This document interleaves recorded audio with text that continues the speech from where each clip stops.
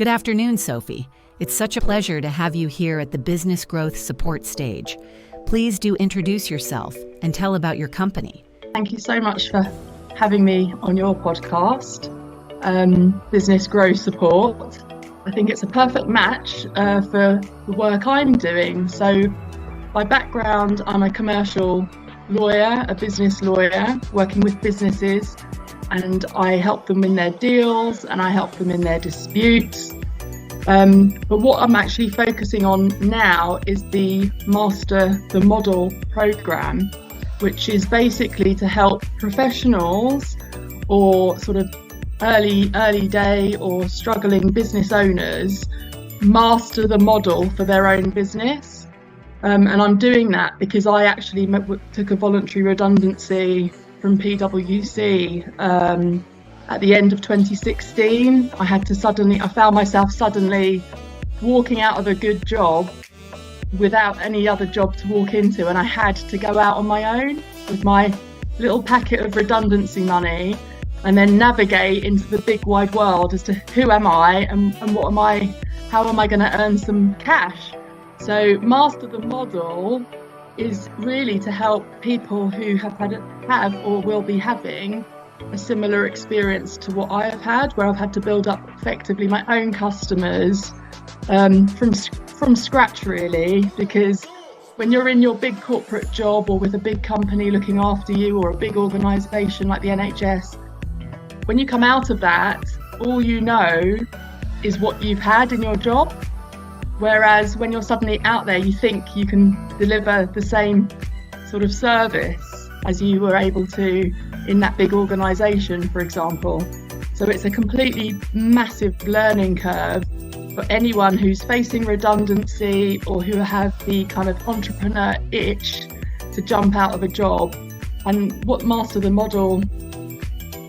doing with Master the Model is just working with effectively clients who just want kind of a network of support, but it's more like an honest, truthful reckoning of all the challenges that we have to face.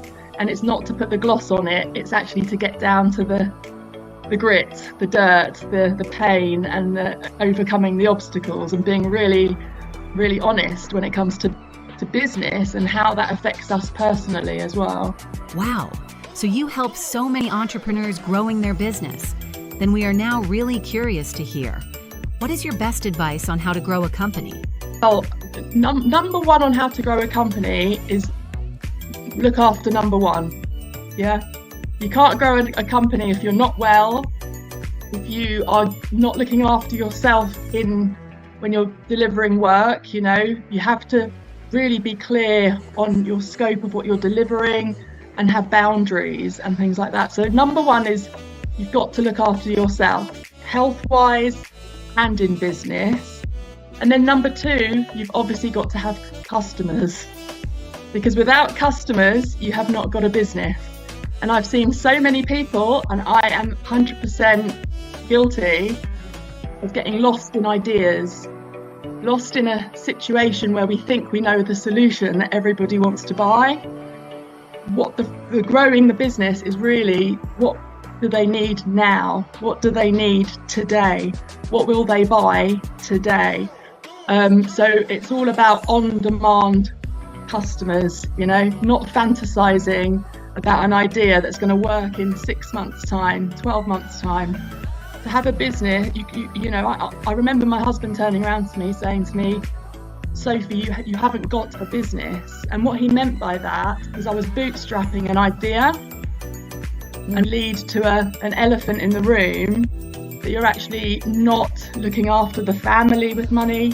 You're not focusing on contracts that are paying you today.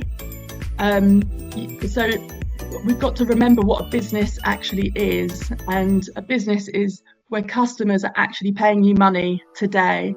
Not in a week's time, not in a month's time or 6 months' time. Does that make sense?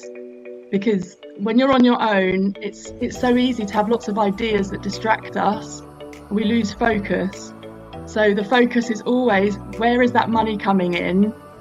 Tomorrow, end of the week, next week, end of the month. If you have not got that money flow, you are not going to have a business.